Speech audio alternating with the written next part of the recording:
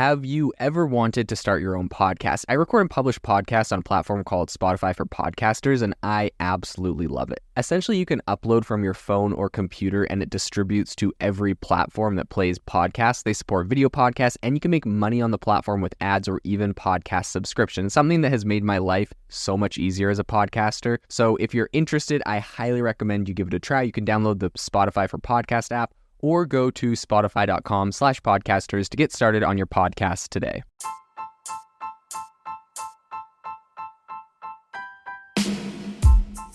Welcome to the ChatGPT podcast. I'm your host, Jaden Schaefer. Each episode, we dive into the latest developments in the exciting field of artificial intelligence, exploring its applications and potential impacts on our daily lives. The innovation in AI right now is absolutely exploding. If you want to stay on top of all the insane disruptions and innovation that's happening right now, you need to subscribe to our newsletter on AIBox.ai. We send you daily everything that is happening, the news and the crazy advancements in AI technology straight to your inbox for free every single day. So go to AIBox.ai, subscribe, and stay ahead of the curve on the world of AI. Today, OpenAI announced that they are launching their new GPT-4. This is probably one of the most highly anticipated pieces of technology in tech. So we're going to break down exactly what that means, how it works, and what it can do better than the original ChatGPT. So just as a quick little refresher, when ChatGPT launched, originally it was on GPT-3. They did a slight update to do GPT 3.5, some slight updates, and now they have officially launched GPT-4. So in order to use it, you have to be a paying premium user of ChatGPT, and then you can opt into it. And it's got a lot of cool new features, but I would say for anyone that thinks this is going to be like the next thing and AI and robots are going to take over everything, as I've been saying for a while on the podcast, probably a few weeks ago, maybe a month ago, Sam Altman, CEO of OpenAI, came out and said, for people that think this is the case with GPT-4, they're just getting their hopes up, and it's not as maybe crazy as some might think. So as far as the breakdown really quickly of exactly what is different with this, number one, it has a lot better reasoning capabilities. Number two, it can take images as inputs. So you can feed it an image and say, based off this image, blah, blah, blah, blah, blah. So like mixing an image and text. And the third thing it can do is that they increased the text it can generate and receive. And I'll explain what the difference is on that, from 3,000 words to 25,000 words. So it could technically generate a 25,000 word article off of a single prompt or piece of content, essentially, right? If you prompted it the right way and did what you needed. So what's interesting about the word increase there is specifically for companies and software that are built on top of ChatGPT. The way it works is because there's so much computational power, the prompt that you give it and the text it outputs are combined together. So if you had, a really sophisticated, for example, I have like a sophisticated life coach, and the way it works is we have like a full page prompt we've written instructing it how to be a life coach, and how that whole thing works. And so if you combine all the text there, whatever the output it gives you can only be previously 3,000 words with what you gave it plus what output. So now that they've increased this gives the opportunity not just for it to create longer content, but for you to be able to input much bigger prompts, much more complex prompts. And the fact that it can understand, right, like 25,000 words, you could probably put like a massive chunk of a book in here and have it write a summary versus just like a single page or article. You could get like whole chapter summaries on stuff. So it's going to be really interesting to see what happens just alone with the increase in text that they've kind of bumped it up to. Another thing they say is that it's much more safe. I think ChatGPT in their kind of like documentation on this said that if it's like 82% less likely to respond to requests for what they call disallowed content, which to be honest, pretty much just means they had more people manually go and put manual safeguards, which has been criticized a lot, right? A lot of it is politically motivated or essentially biased towards whatever they deem is socially acceptable or whatever is okay content. So, I mean, that is taken with a grain of salt. A handful of people I've talked to are not thrilled by just the more, people pretty much a lot of people are not excited when you say like, oh, I made my thing more safe. It's like, safe from who? Like, if you're an adult, you can just handle what you get out of it. So anyways, that's with a grain of salt. And maybe some people like to be kind of babied in that way in the content they see or whatnot. And, definitely for children and for kids using it, that might be useful.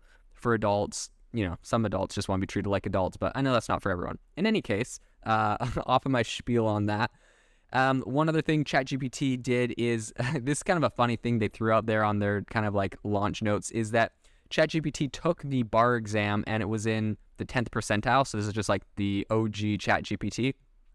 And with this new GPT-4, it took the bar exam and it was in the 90th percentile. So obviously this is kind of like reasoning capabilities that they're putting out there have actually made some big impacts with like academic stuff, which I think is important because they're really trying to push this thing into kind of a tool for educators and education.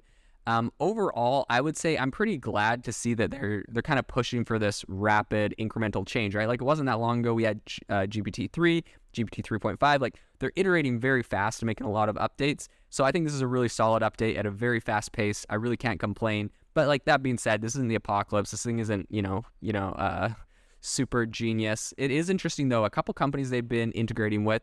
Number one, Duolingo. They have it to kind of, I guess they say, to deepen the conversation on Duolingo, really to kind of create a chatbot that helps you when you're learning different languages or whatnot.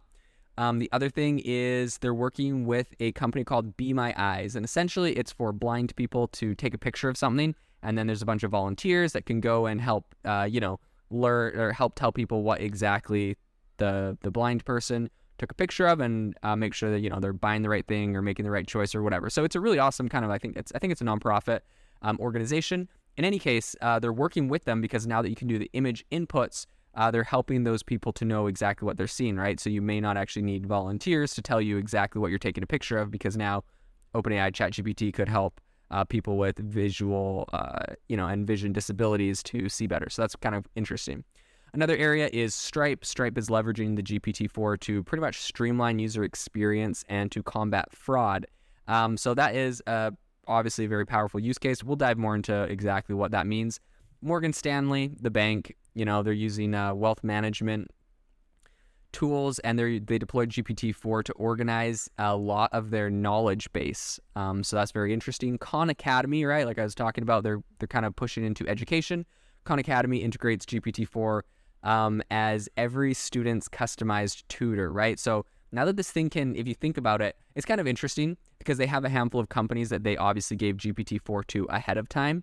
Obviously well selected, right? Like we're talking a bank or Stripe, or also the government of Iceland to help preserve its language, Khan Academy, which is a nonprofit education company, Be My Eyes, a nonprofit for people with disabilities, Duolingo for learning a new language, right?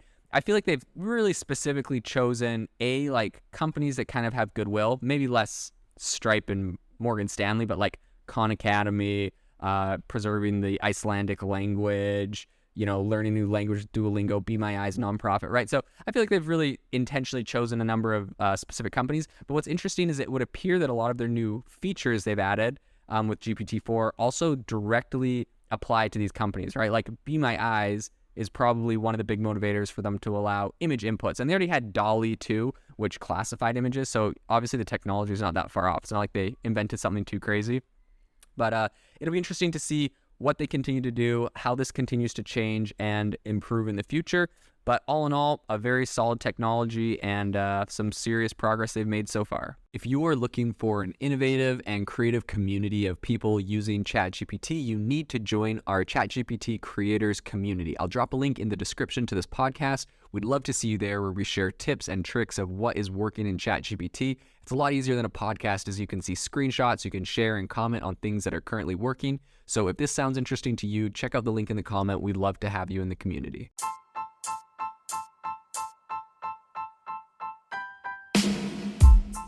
You've been listening to the ChatGPT podcast. Make sure to rate us wherever you listen to your podcasts, and have a fantastic week.